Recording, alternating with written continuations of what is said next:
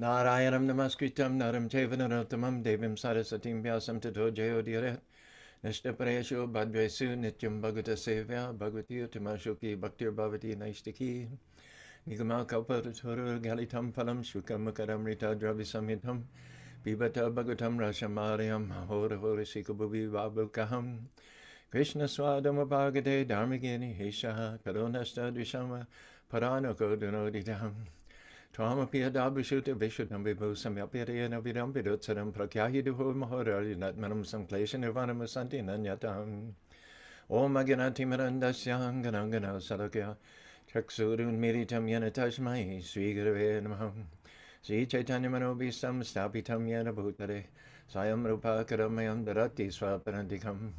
Vandeham Siguru Sita Parakamanam Shigarun Vaishnavam Sta Sirupam Sagaditam Sahagana Raganatam Vitam Stam Sadevam Sadvaitam Sabadutam Parijana Sahitam Krishna Chaitanya Devam Siradha Krishna Padan Sahagana Lalita Shivishikhan Vitam Sta Namo Vishnu Paraya Krishna Pasaya Bhutare Srimati Bhakti Vedanta Swami Tanamane Namaste Sarasati Devi Guruvani Pacharine Nirvishes Sanyavadi Praskata Desatari Sri Krishna Chaitanya Prabhu Nityananda Shri Advaita Gadadhar Shiva Sari Gaur Bhaktavinda Hare Krishna Krishna Krishna Hare Hare Hare Rama Rama Rama Hare Hare.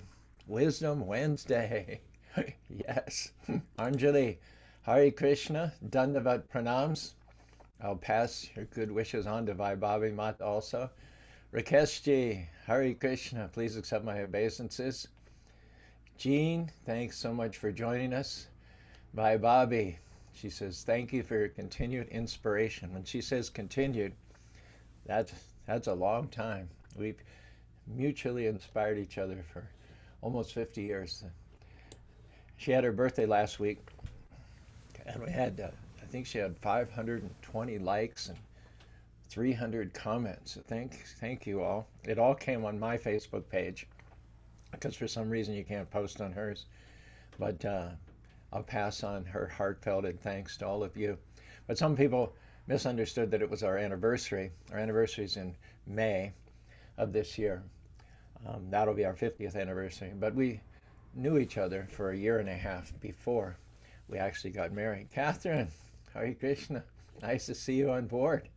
Hare Bo, Stoka Krishna. Yeah, we went to a peace conference organized by Catherine at the Salt Lake Palace a few years ago. It was a memorable and uplifting event. It was a unifying event, and we need as many of those as possible. We're having a lot of inquiries about the Festival of Colors, which is scheduled March 27th and 28th. There's nothing we'd love more than to go ahead and get the artists plane tickets and the B&Bs and start promoting it, but gosh, it just seems so cumbersome and so uphill, and everything's so uncertain. If it was uncertain in March, it's even more uncertain now.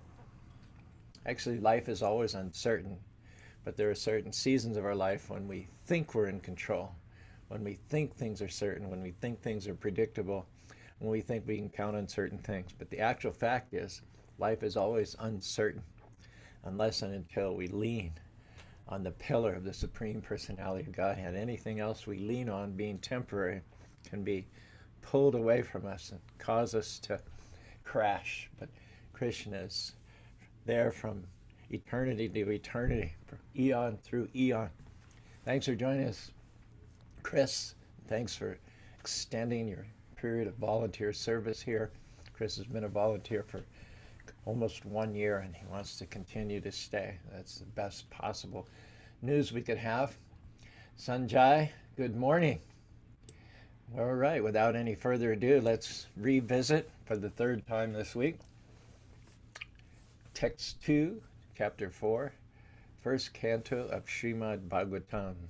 Sanako Vacha Sutta Sutta Mahabaho Varam No Vedatam Vara Katam Bhagavatim Punya Yadaha Bhagavan Chuka. You may have this committed to memory by now. Sanaka said, O Sutta Goswami, you are the most fortunate and respected of those who can speak and recite Shravanam, Kirtanam, Shmaranam, Vishnu, Sevanam, Pada, Archanam, Bandhanam, Sakyam, Atma, Nivedanam are the 9 processes by which we advance in devotional service. And they begin with Shravanam Kirtanam. The result of hearing and chanting is Smaranam. We remember the Lord. And that Smaranam, that remembrance of the Lord, is so powerful that it shrinks and eventually dissipates all the negative Smaranas, all the negative impressions which clog up, choke our consciousness since time immemorial. Although those impressions from who knows how many previous incarnations are indelible, we say we forgot this or that. We never forgot it. We just kind of pushed it down, but it's always there.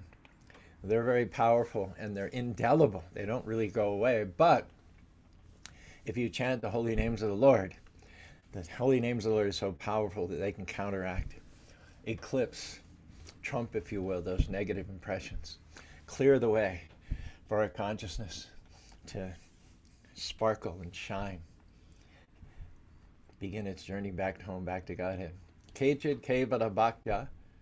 Prakash is not here yet, as far as I can tell. Kechid Kevada Bhakta Vasudeva Parayan Agamduta Dikartsnya Niharamiva Bhaskara. The fog may seem impenetrable, ominous. Sometimes they describe fogs like pea soup, so you can cut it with a knife. So even pea soup-like, seemingly impenetrable, ominous fog cannot stand as soon as the morning sun rises. I lived in Los Angeles for 10 years in Venice, on Venice Beach in Culver City, about 3 miles from the ocean. So there's always fog on the ocean in the morning, and that sort of seeps eastward. So when you get up and you go to Mangalarti in the pre-dawn hours and chant your japa and sometimes go outside, it was a fog, deep, dark fog, really foggy sometimes. But by 9 o'clock, 9:30, there wouldn't be a cloud in the sky. Everything would be bright, shiny, and completely clear. Prakash is the Sanskrit word for like the noontime clarity when the sun is exactly overhead. The chanting of the holy names of the Lord is so powerful. Hare Krishna, Krishna Krishna, Hare Hare. Hare Rama, Ram Rama, Hare Hare. That just like the morning sun dissipates the fog, no matter how thick it is. Some of the chanting of Hare Krishna is that powerful cleansing agent which counteracts and negates the effects of negative impressions accumulated in many, many previous incarnations over a vast period of time. In the 17th verse of the 2nd chapter, 1st canto of Srimad Bhagavatam, we have this famous verse, Srinvatam Shakata Krishnam Punya Sravanam Kirtanam Ridantoshtu Abadani Vidunoti Saritsatam, echoing what I just said, that when you lend submissive or reception to Krishna Kata, that in itself brings about a state of piety, a state of righteousness. It doesn't matter what your past history was. I remember one time in Australia, a young man, well, he was older than us, but he was probably in his 30s, mid-30s. He wanted to write a book, psychological profiles on the kind of people who became Hare Krishna devotees.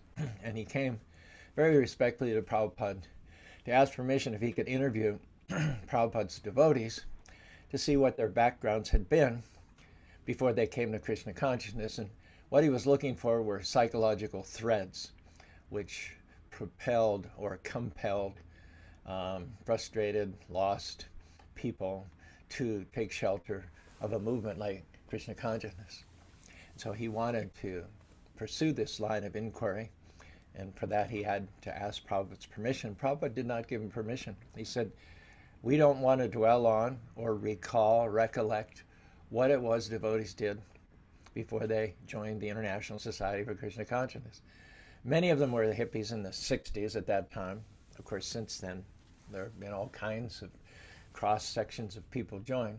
But even in those days, there were a number of teachers, there were a number of social workers, there were government security experts, and all kinds of, there wasn't any profile of people that joined. And it wasn't necessarily disenfranchised hippies either. That was a high percentage, obviously, in the 60s.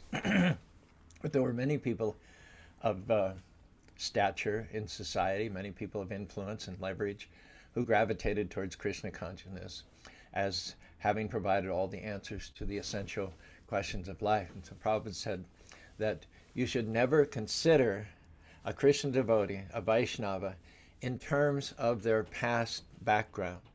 Sure, we all made mistakes. Who hasn't? What else is new? You know? But once having become a Vaishnava, the transformative effect is so powerful and so great that one should no longer be thought of or defined in terms of one's nationality or gender or ethnicity or background. One is now a member of the Krishna country.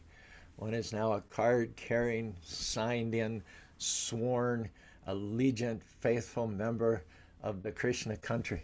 I remember, of course, we all know the story that when Prabhupada first met, good morning, Lakshmi, good morning, Shukshma, right? Sushma, good morning, Sushma.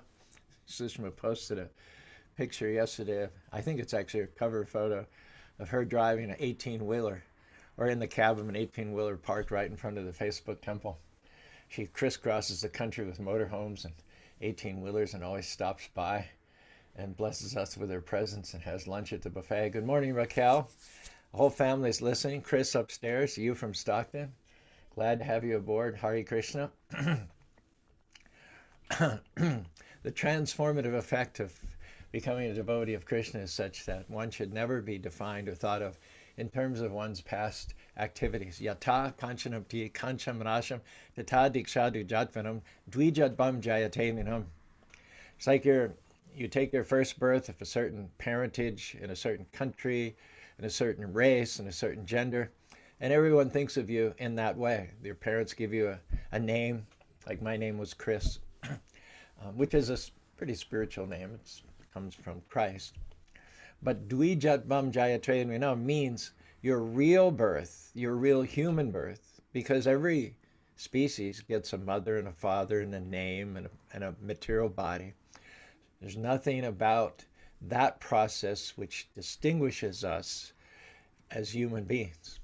The difference between a human being and an animal is the level of our consciousness. And that doesn't come automatically. When we take birth in the human form of life, we in all likelihood have had many births as animals, and our consciousness is still that of an animal. Look at children. They're far more comfortable playing on the floor with dogs and cats and guinea pigs and ferrets, chinchillas, than they are in adult association. And the reason the children are so comfortable with the animals is that they have themselves just come perhaps from an animal species and still have the animal consciousness. So getting an upright body with 2 arms and 2 legs and the ability to have a vocabulary and express oneself in semi-abstract terms does not necessarily mean that one is a human being.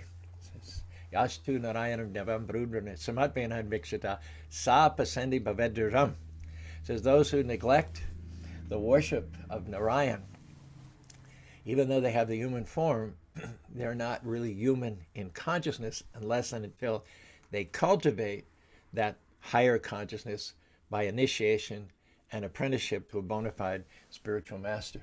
Without that second birth, Dvija, that stepping up from the physical to the metaphysical, one is described as Dvipada Pashu, a 2-legged animal.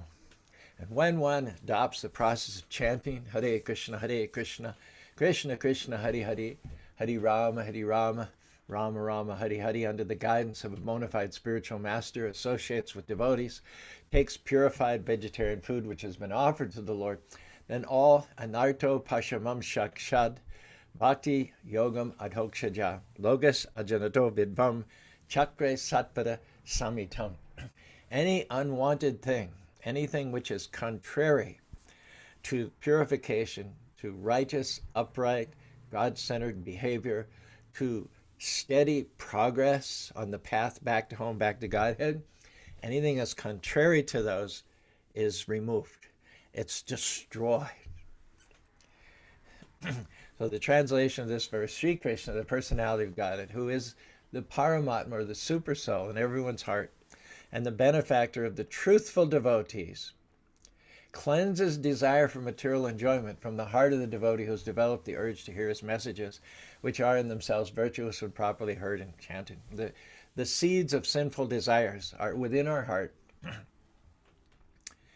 And if you flood your heart, the way to deal with those sinful desire seeds, which keep popping up, they're easily triggered from sight, sound, smells, anything can indriyani hi charatam yanmano tadasha vayanavamivavshasha. It says like a boat that has no anchor, but whose sail is up, can be swept away by any breeze. A breeze coming from left to right will take the boat in the same direction. A breeze coming from right to left will then cause the boat to shift direction, being buffeted by the wind. And so similarly, a person without the focus or the anchor of fixity in Krishna consciousness is subject to the effects, the derailing, distracting effects of any sense impression that finds its way to their doorstep. By smelling something, you recall an old girlfriend, or by tasting something, you recall how it was you used to go to the bourbon and beefsteak restaurant, and in that way, whoosh, off the rails you go. So much for Krishna consciousness today. The process of engaging the senses in the service of the Lord and chanting the holy name of the Lord is such that all those seeds of potential sinful activities in the heart are flooded. The heart itself is flooded with love of God. And just like any agricultural field, which is flooded, we have all had the experience of pulling weeds out. But then there's a rain and they just come right back because the roots were not dealt with. And even sometimes when you pull up the roots, there have been other seeds which have fallen in the ground, and they're causing roots. So the process of uprooting weeds is almost a never-ending process unless you're willing to dedicate yourself to it on a daily basis. You're going to have to always deal with weeds. You're never going to eradicate the weeds. But there is one simple process which gets rid of all your weeds, and that is if you flood the field. Whatever seeds there are become excessively moisturized and they rot, and in this way they're no longer potent in order to produce unwanted things. So Hare Krishna, Krishna Krishna, Hare Hare, Hare Rama, Rama Rama, Hare Hare has the potency to cover and drown and destroy any potential sinful desire seeds in the heart. So we've got, good morning Divya, good morning Sundari Priya. Gary, thanks so much for joining us, and Lakshmi Nrsinga from Puerto Rico. Lakshmi Nrsinga can tell you about a moist atmosphere and a 12-month growing season in Puerto Rico. So we're going to, of course, with this prelude, come into the discussion of the holy names of the Lord, the effect of chanting, how it is that it cleanses the heart, how it is that Krishna has invested all of his potencies in the process of chanting the holy name of the Lord. And I know there's done this before, but you can hardly do it too much. Let's just do the Shiksha Stakam, both as Lord Chaitanya spoke it and as in a modern rendition. And I also have to remember to tell you, at the end of this program, I'm going to show you a rap song by Rohan Gupta.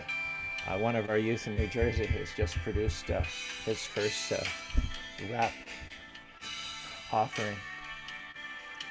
Okay, so we talked pretty much about the first verse of the Shiksha Stakam. Now we're going to launch into the second verse. So let's just interject this here. Chanting the holy names cleanses the heart, extinguishes the flames, breaks the chains, blesses the earth at large with moonlight rays, discharging waves of nectar our sense has been craving since ancient days. The holy names put all their blessings to shame. Krishna Govinda chanted anywhere, everywhere. The mercy Shakti is fully there. Divine app to restore your mental software, zap the malware, restart your heart, Tap the reservoir of loving care. No hard and fast rules, no lessons, no schools. The bliss of bhakti rare, yet free for the taking. Only declare that your heart is aching in divine love awakening. Night and day by constant recitation, chant the great mantra without hesitation, free from temptation, with the sensation of feeling yourself lower in the straw in the street, more talented than the tree. Devoid of all sense of false prestige, humility is the key to enjoy the vibration eternally. Wealth in the millions, beautiful women, the spell of fame, worldly acclaim. Hey, even liberation? Ha! Totally lame compared to the champagne of chanting the holy names. Krishna Govinda, son of Nanda, though you're the one, second none, my shining sun. I'm heartbroken in the ocean of birth and death. It's not worth the commotion. Pull me out of this cruel blender, surrendered as an atom in the sweet splendor of your tender lotus feet. Lord, when will my eyes pour with tears of love like rain from the skies above? When will my voice choke up, invoking your name? When in transcendence will my bodily hairs stand on end? Though a moment appears like 12 years or more, when you're not here, I've only to proclaim your name and I'm smiling again. Even if you restrain me by your embrace or pain me by hiding your face, you remain my Lord unconditionally, no matter what the difficulty, decline or gain, rain or shine. I am yours and you are mine. Hare Krishna, Hare Krishna. Krishna Krishna, Hare Hare, Hare Rama, Rama Rama, Hare Hare. As Lord Chaitanya originally spoken in the Bengali, Cheto Darpanam Harjanam Babada Bagni Nirvapanam Sreya Kayura Vichandikaranam Vijavada Jivanam Anandam Buddhi Vardanam Pratipanam Parnamitashvaranam Sarvatmashnapanam Param Vijayate Shri Krishna Sankirtanam Nam Nama Kari Bahada Nija Sarva Shaktish Tatapitani Matashmana Karaha Etadishi Tava Kripa Bhagavan Mamapi Durdaya Midishami Ajani Nanuragaham Trinadapi Sunichana Tarodapi Sahishana Amanina Manadina Kirtanya Darasadahi Adanam Janam Kundadim Adanam Sundanim Kavita Bhagita Gisha Kamai Mama Janmani Janmani Shri Bhavatad Bhakti Haiti Kitwai Ayananda Tanuja Kinkaram Patitam Nambishame Kripaya Tava Para Pankaja Shita Darish Vadisharam Nayanam Gadadushaya Vadanam Gadgaduriya Gada Palakam Nichatam Babukada Tava Namarvadishari Yugayitam Nimeshana Chaksusa Pravisaitam Sunyayitam Jagat Sarvam Govinda Virahaname. Chanting the holy names puts all their blessings to shame. Krishna Govinda chanted anywhere, everywhere. The mercy Shakti is fully there. A divine app to restore your mental software, zap the malware, restart your heart, tap the reservoir of loving care. The Shiksha Stakam, a la mode. The second verse, Nam Namakari Bahuna Dija Sarva Shaktish Tata Pita Niyamata Shmanana Karaha, is translated as follows. Lord Chaitanya said, Krishna, the transcendental holy name of God, has all potencies. Krishna himself is called Natasya Karanam Karanam Nabidyate. He's the reservoir of multifarious potencies. There is nothing in this manifested cosmos which is not the diffusion of Krishna's various transcendental energies. That's all there is, folks. That's all she wrote. Therefore, it can be said of him that he has unlimited potencies. God is never experienced in a vacuum. Any powerful or influential person, by definition, is surrounded with press, secretaries, assistants, security. Wherever they go, they move in an entourage. One would not expect the President of the United States to be walking down Pennsylvania Avenue towards the nearest laundromat with a bag of laundry over his shoulder and a bunch of quarters in his pocket. No, the president has such influence that he personally doesn't have to do any of those things, and he's never alone. He simply snaps out orders left and right, and there are all kinds of people to do those menial tasks for him. And why is that? Because he has responsibilities of a higher nature to discharge. He has to be free to make big decisions regarding vast segments of our population and the direction in which we're going to move in various areas. And so he can't be distracted by having to do his laundry. And so similarly, Krishna, we don't just usually say Krishna, but we say Radha Krishna, we say Hari Krishna, Krishna Ram. There are unlimited names of the Lord because he has unlimited potencies and he has unlimited activities. Person is active. It's the nature of being a person. A rock is not active, a tree is not active, a mountain is not active, a lake is not active. But those of us who are fashioned in the image of God, who is a person, we ourselves are persons, and we're active. And the more active we are, the more names we pick up as we go about our lifespan, isn't it? We all have, when we were born, a first, a middle, and a last name. And there's a story behind each one of those, why your parents called you Charlie or Stephanie or Joseph. There's a story. There's a story why they called you by your middle name. My father was in World War II, and he went through training with someone with whom he became good friends, whose name was Clarkson.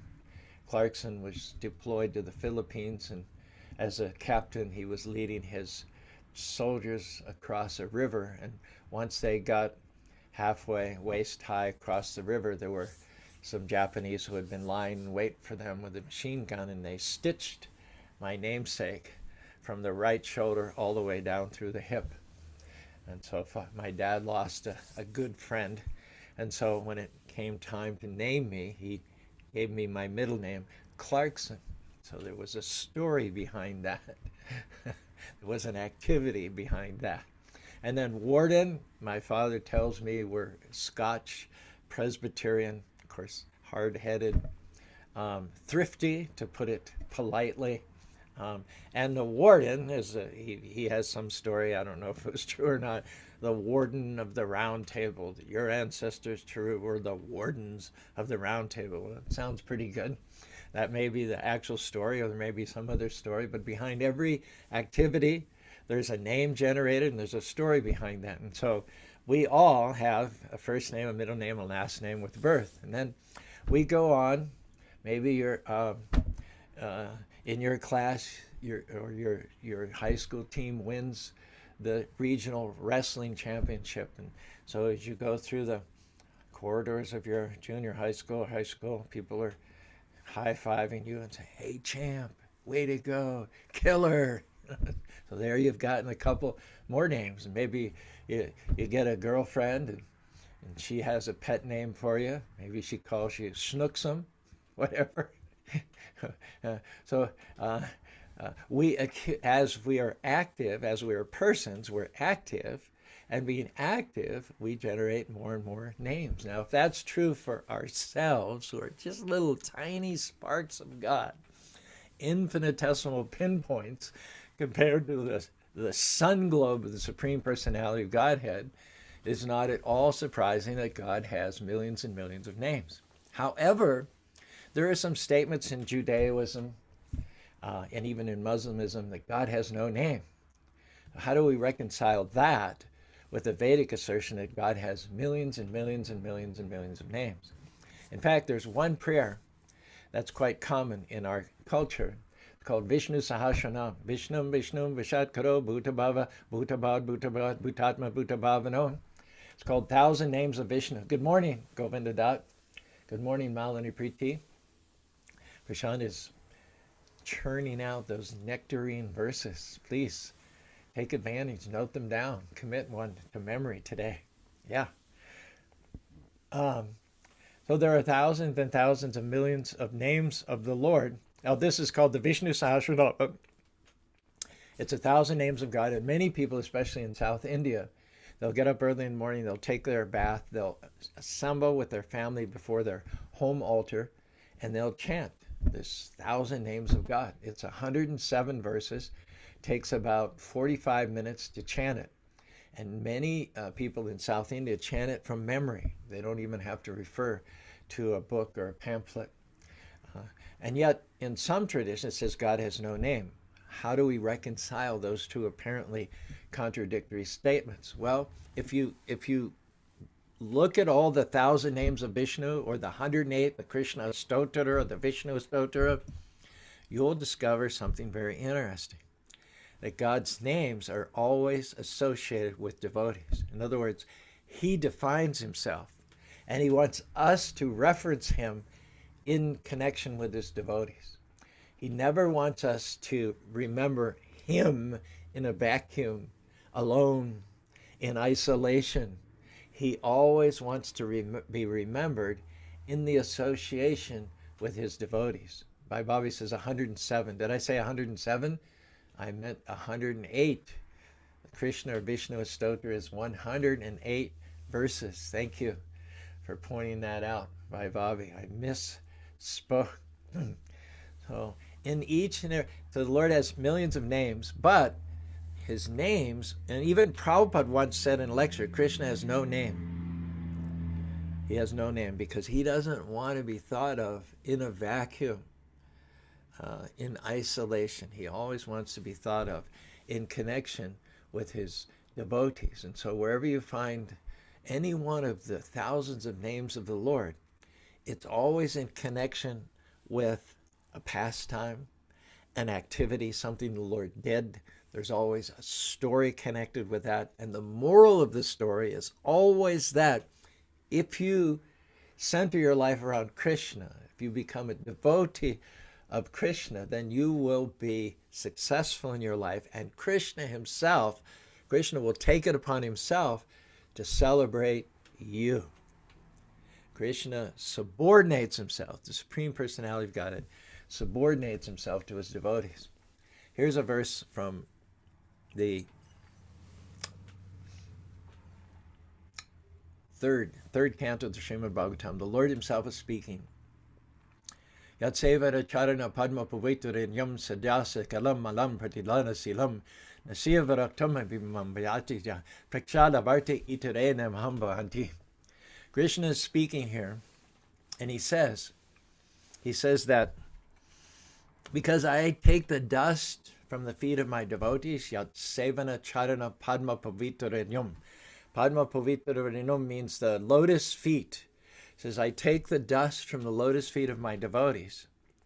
And because, in other words, he's not crediting himself with any qualities, with any assets at all. But he's saying here that whatever qualities I have, whatever value I have, it comes from only one source, taking the dust from the lotus feet of my devotees and putting it on my head. If I have any beauty or wealth or creative powers or fame or strength or humility, it's because of the mercy from the devotees, which comes in the form of their dust on my head. And he says, I have become so attractive, so blessed and fortunate, favored, that the goddess of fortune herself, whom others worship and for whom she doesn't care a whit, has become my constant companion. He goes on to say that when the goddess of fortune manifested from the churning of the ocean of milk, she was so alluring, so mystical, so enchanting.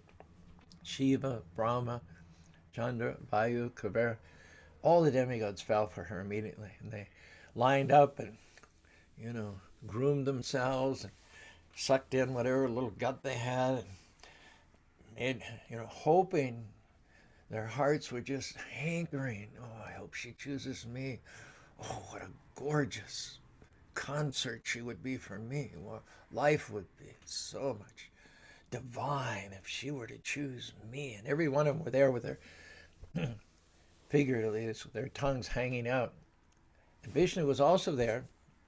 He was there on Garuda. He was there as Kurma. He was there in his forearm form. He was there as Narayan. He had a lot to do with the churning of the ocean of milk. He was the enabler and empower. And he didn't even look her direction because he's Atmarama. He's completely self-satisfied. There is no relationship that will enhance him, that will fulfill him more than he's already fulfilled, nor is there any separation which will detract from him, which will make him any less than completely self-satisfied at any and all moments, no matter what the circumstances are, no matter who accepts him or rejects him. So it was a matter of no consequence to Vishnu whether Lakshmi accepted him or rejected him. But she, on her part, looked out over all the eligible suitors, saw how it was that each and every one of them felt incomplete and wanted her to lend herself to them so that they would feel more complete. But then when she looked at Vishnu and saw his nonchalance, she realized that of all of them, there's only one that is fully complete and fully self-satisfied. And if you'll think about it, only those who are satisfied and complete, who are experiencing purpose and meaning in their lives and not looking for some other person to accept the task, the impossible task of making them happy,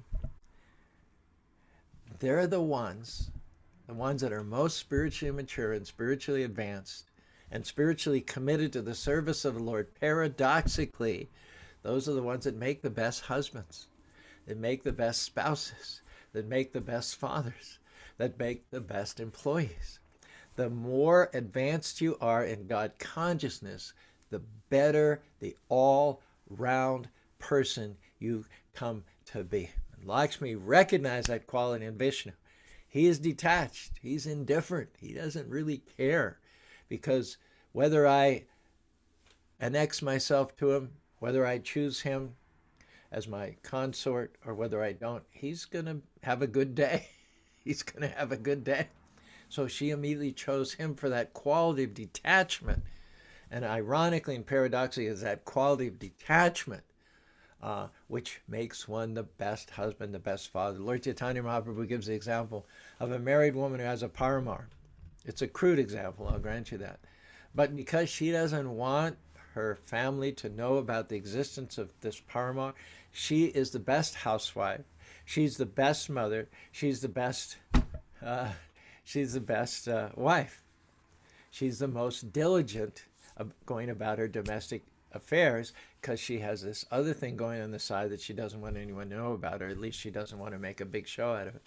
So when you commit to devotional service, the diligence with which you go to work, the diligence with which you parent, the diligence with which you are a spouse, increases by many, many fold. So it is due to a commitment to the other world that we become perfect in this world. Because we're not just physical. We're not just unidimensional. The physical does not satisfy us. We have more physical accoutrements than any time in the history of the world. And look at all the people unhappy, protesting, armed insurrection. What have you got to complain about from a physical point of view? You got a $50,000 pickup truck. You got a job. You're earning $70 an hour. You got a $10,000 gun collection with enough ammo to start World War III. You live in a $500,000 house. From where derives your great dissatisfaction that you're willing to burn all this up? It's from failure to recognize the spiritual component.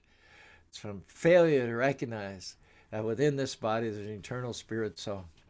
And you cater to the demands of the body. You define yourself as a body. You dedicate yourself exclusively to promoting the body and the mind at your own risk. Not only will you never be satisfied, but you become increasingly dissatisfied, frustrated, and out of control. The option is just to chant. Hare Krishna, Krishna Krishna, Hare Hare, Hare Rama, Ram Rama. As Lord Chaitanya Mahaprabhu says, there's no rigid fixture of time and place. There's no age limit. There's no calories. There's no tax attached to it. All you have to do, man, woman, or child, morning, afternoon, or evening. Of course, morning is the best time because it's the most conducive to spiritual cultivation. But there's no rigid time or place. Anyone can chant the holy names of the Lord. The only qualification is try to be here now. Just if you're chanting, chant. Don't be distracted and thinking about your office and your business, and even don't be thinking about your service. Your service, while you're chanting, is to chant. That's your service. Ultimate perfection of the human form of life. We're parts of the Lord, and the duty of the part is to serve the whole. So physically and ontologically and constitutionally, we're servants of the Lord. And that service begins, Atasri Krishna Namadi Nabhaved Gremindere. The service begins by taking the most important of all of our five senses and vibrating it in favor of the Lord. Hare Krishna, Krishna Krishna, Hare Hare, Hare Ram, Ram Ram, Hare. And the Lord is personally present within sound vibration. The Lord dances on the tip of your tongue when you're chanting his holy names. He's all powerful. He's everywhere present through the diffusion of his various energies. He's within the atom. He's here. He's here. He's here. He's here. He's here. He can appear from any part of his creation.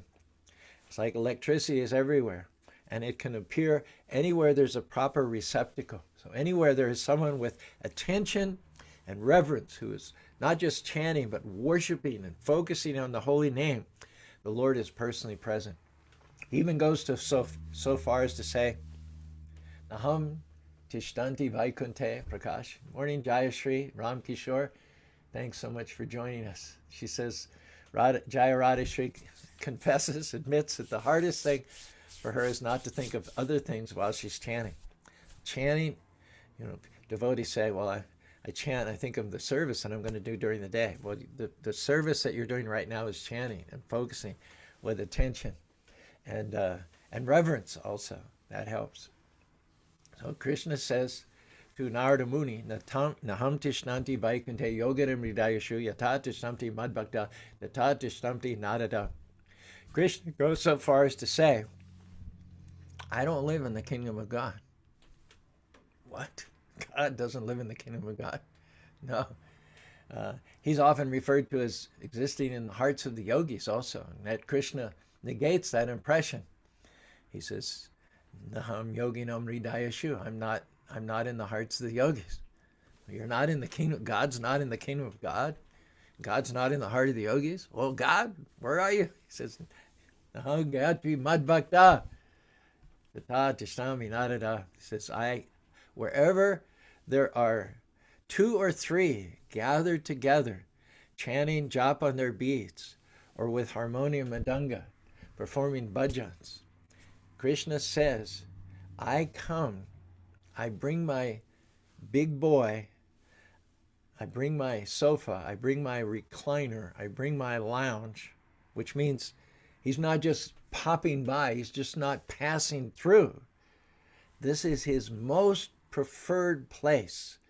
This is where he's willing to sit down, make himself comfortable, become stationary, and reside permanently with all of his tray, his snack tray, his big gulp, everything at hand, so that he doesn't have to get up and leave even for one moment the association of those who are devotedly chanting his holy names. Hare Krishna, Krishna Krishna, Hare Hare, Hare Ram, Ram Ram, Hare Hare.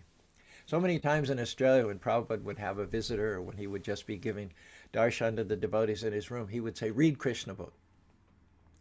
And we'd think, well, Prabhupada, you wrote Krishna book, aren't you familiar with the beginning, middle, and end, up and down? Don't you know everything about Krishna? But Prabhupada used to love to sit and listen while someone read the Krishna book. Similarly, Krishna loves to hear his devotees chanting his names. Why? He's not egotistical. He has no desire to be glorified. His fame is already all pervasive. He has no need to increase his fame. What Krishna or God relishes in the process of chanting his holy names is hearing the names and glorification of his devotees. The devotees sit down and pull out their musical instrument or their japa beads to give attention, to give glory, honor to God. God comes and sits down there comfortably with various amenities so that he can hear the names of his devotees. It's like Kunti says, Prakash, 21st verse, 8th chapter, 1st canto. Kunti prays to the Lord. Now, Kunti is glorifying the Lord. But the Lord is with big ears tuned into what Kunti is saying, because in this prayer there are the names of his devotees. Krishnaya Vasudevaya. Krishna, the all-attractive Lord, appeared as the son of Vasudeva. Devaki Nandanaya Cha. He is the bliss, the glory of Vasudeva's wife, Krishna's mother, Devaki. No one can be the mother of God, but God awards motherhood to those who are devoted to him. He appeared not from the womb of Devaki, but through the womb of Devaki. Just like you look sometimes at the moon rising from the ocean, and it seems to have been born from the ocean, as if the ocean was a womb and it gave birth to the moon. But that's not a fact. It may appear that way to the uninformed, but the actual fact is that the moon is not rising from the ocean, but it's coming through the ocean. It's not part of the ocean. The ocean is not its source. So Krishna appears through the womb of Devaki, but not from the womb of Devaki, because he's everywhere. He's personally present within each and every atom. Krishnaya Vasudeva Devaki Nandanaya Nanda Gopa Kumarai. He appears as a 5-year-old boy, and he's the darling of Nanda Maharaj, his foster father in Vrindavan, and of all the Gopas, the cowherd boys and cowherd boys. Govindaya Namo Namaha. Kunti says, I offer my respectful obeisances to that Krishna who is the son of Vasudeva, his devotee, who is the joy of Devaki, his other devotee, to whom he awarded motherhood. He's the life of Nanda Maharaj, Yashoda Mai, all the gopis and the gopis in Vrindavan, and he is also beloved of the cows. Govindaya Namo Namaha, the enlivener of the cows and the senses. You might have noticed that Krishna has a special relationship with the cows. Krishna loves to see himself in artistry and poetry and in songs associated with the beloved, sweet, gentle, generous cows of Vrindavan. Namo Brahmanya Devaya Go Brahmanya Hitaya Cha Jagat Hitaya Krishnaya Govindaya Namo Namaha. The two classes of living beings who are especially dear to the Lord are the Brahmin, the priestly class, who are completely without any blemish in their characters, who lend themselves to spreading the message of Krishna consciousness in human society without any remuneration. And equally generous amongst the 4-legged species are the cows. They eat grass out in the field as a result of eating grass, which is freely available everywhere. By the Lord's arrangement, the whole surface of the earth is covered with grass. All the mother cow does is eat the grass one end, and out the other end comes milk, butter, yogurt, cheese, all kinds of beautiful, beautiful foodstuffs that we just love to eat. So in a society where the Brahmins are happy and they're free to spread the glories of the Lord through preaching, through kirtan, and when the cows are standing out in the fields, so content and so well taken care of that their milk bags are leaking and moisturing the pastoral fields with milk, and the whole society is like the kingdom of God. On the other hand, when the cows are taken away from their mothers a few days after birth for slaughter, and there's no Brahminical culture, the intellectuals are maligned, criticized, or worst case scenario, sent to gulags and concentration camps, then that becomes a hellish situation. When Prabhupada first came to America, he didn't know anybody. He had a sponsorship letter from Gopal and Sali Agarwal in Buffalo, New York. He took a train from Boston or New York, I forget which, and as he was going through the countryside of New York and Pennsylvania, he saw the mother cows standing in the fields, as he describes it, with tears in their eyes because of missing their darling, beloved calves. And he said, in that same purport, he said their calves had been taken away from them for purposes which cannot be mentioned in the pages of the Srimad Bhagavatam. So let's follow the lead of the Lord for peace and prosperity and harmony in society which is in danger of disappearing altogether in this current time. Let's go back to basics. Let's go back to the Lord who created us all. He never gives us any advice which is not for our ultimate good. If he asks us not to do one thing, it is only with the purpose that he can release more and more of his favor to us. So insofar as we're able, insofar as we have some little influence in society and our family and our circle of co-workers, let's try to bring back the culture of respect for those who are God conscious and for those who are no less than our mothers, the cows, who so generously give us all those dairy products which we enjoy eating and which nourish us and give us finer tissues within the brain. On that note, we'll end this week's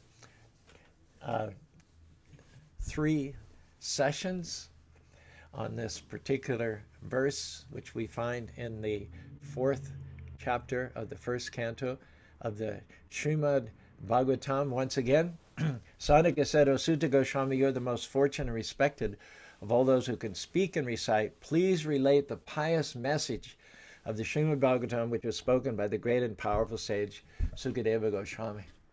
Thank you, Rakesh, and let's see if this will give us the, okay, here we go. We've got at least a partial list. Oh, gosh. I'm sorry, I'm so challenged. Okay. So thank you very much for liking. Thank you, Advaita, for joining us. Ram Kishore. Okay, liking, hitting the like button. Stoka Krishna by Bobby, Rakesh, Terry, Jayashri, Advaita, Ram Kishore, Kanti Shilik. Thanks for joining us, Kanti. Please get out of the way. Subhada, Rampore, Sundari Priya, Prashant, with all those wonderful quotes. Divya Joshi, Bhakti Gary, Raquel, Chris, Sean, Lakshmi Nishringa, Sanjay Duman, Sanjay Sharma, Radhe Sham, BBT, and some more as well. Let's see who all we've got here. Raleigh, thank you. Malini Preeti, Catherine of Joy, Jean, as well as Chris. Thanks all for joining us this morning. As I promised you, I'm going to see if I can share the screen, play this rap selection. I was on a Zoom call with iskcon of Bergen County in New Jersey at the invitation of my friend Ramachandra. We had a nice hour-and-a-half session there to bring in the new year. And he told me at that time that for a temple function, one of their young people named Rohan Gupta had put together his first rap offering. And I said, well, please send it to me. So I got it yesterday. And I said, I'll bet you my Wisdom Wednesday people would enjoy watching this. Now, the lyrics aren't quite as catchy as they could be. And I told him about an app that I use called Rhymer's Block, which really helps to find a lot of rhymes and a lot of patterns. But it's a very Krishna conscious message. He's incredibly talented. And the thing that's striking about this are the visuals. There are very arresting visuals. And so I pass this on to you as the first rap offering from an up-and-coming artist and devotee named Rohan Gupta. Please bless me that I may be able to do this without messing up. Can you see that? Let me look at my phone and get confirmation that you can see this here. Hold on a second. Let me look. Caru, Utah. No, I'm not seeing it, unfortunately. I don't know how to. I'm not seeing it. I mean, I'm seeing it on my desktop. Okay, yeah, I'm seeing it. Okay, here we go. Rohan Gupta.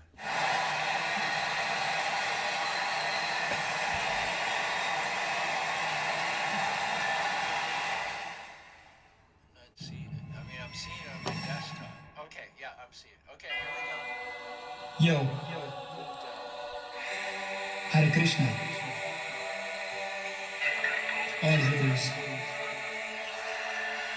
to Srila Prabhupada. In a precarious condition of life, when in the womb the child stays, please take me out of this illusion, deliver me.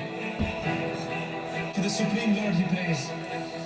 The poor Jiva, under the influence of Maya, forgets everything right after his birth, identifying himself with the body. He becomes entangled on this earth.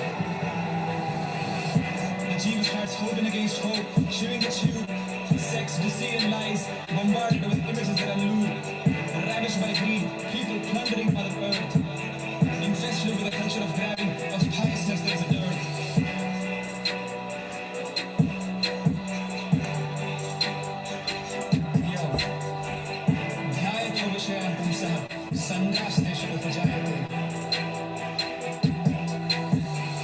Contemplation on the sense objects creates lust like a blazing fire. This gives rise to the burning rage of frustrated desire. Then anger creates havoc and destroys memory. This keeps him in the cycle of repeated misery. Like the smoke is covered by fire and the mirror is covered by dust. Like the embryo is covered by the womb, his intelligence becomes tagged by lust.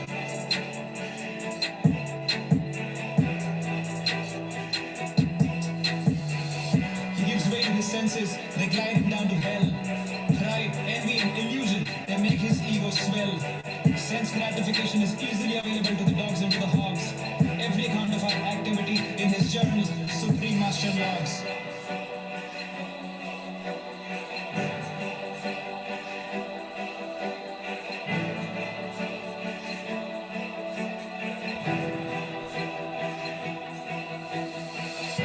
Obsession with material forms, forms that are prone to rust. Remember that the subtle laws of nature are unforgiving and just. The senses are superior to dull matter, and the mind controls each sense.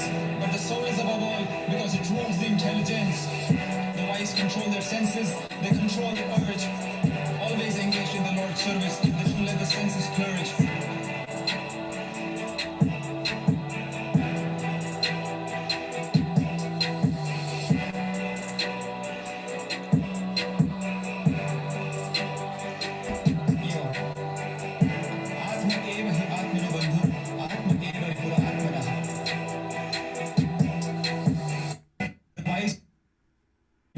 Sense of discrimination, with a clear goal in their minds, with the intent of purification.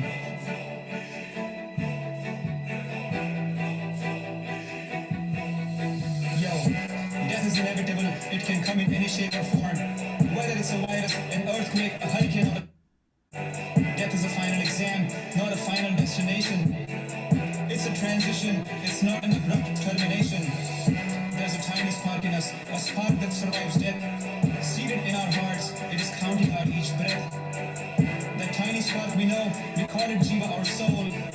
It is eternal, full of bliss, and a part of the supreme whole. Each one of us here has lived a countless flow of lives. Each one of us will live forever. The soul never really dies.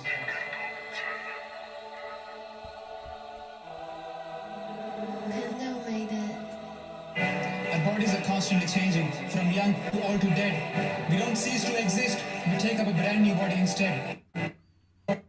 Based on our minds, desires and actions, whatever we truly deserve, that's what the Supreme Lord sanctions.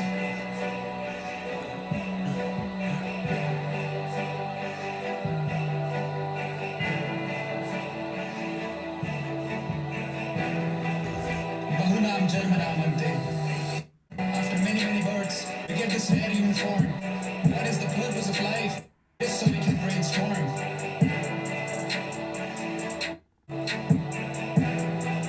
Brahmanda Brahmite, Koan Bhagyavan Jeev. After spending countless lives by the grace of the Lord, if he's fortunate, he gets this association.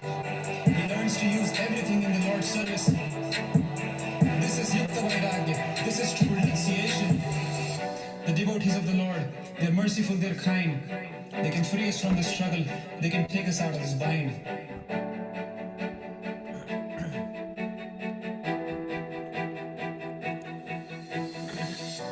Hare Krishna. Jai Srila Prabhupada.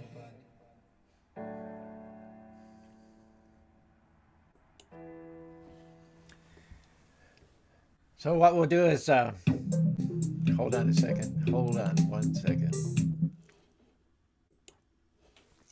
What we'll do is encourage you, if you thought that was a nice initial offering by Rohan Gupta, go ahead and comment and also give any suggestions you might have in this thread.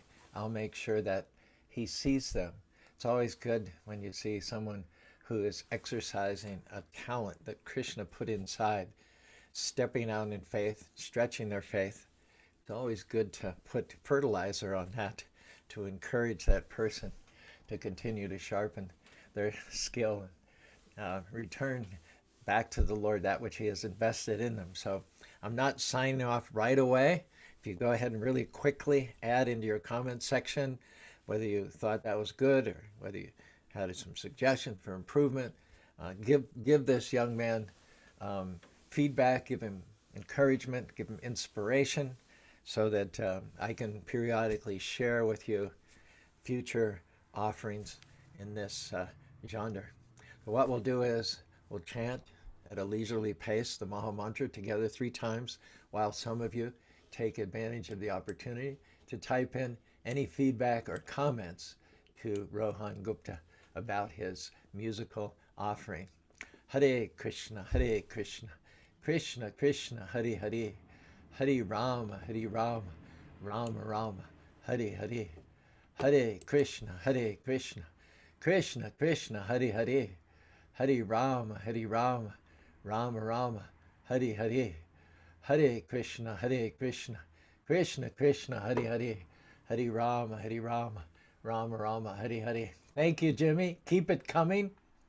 Bring his voice over more prominent versus music. Good suggestion, Ram Kishore. Superb, Prashad says. I will make sure that he sees all of your comments. Thank you so much for joining us. You're a special group, and I'm so honored that you exercise the option to join us during these sessions of the Srimad Bhagavatam morning classes. Signing off for Caru, Wisdom Wednesday. We'll see you again next week. Hare Krishna, Krishna Krishna, Hare Hare, Hare Rama, Rama Rama, Hare Hare.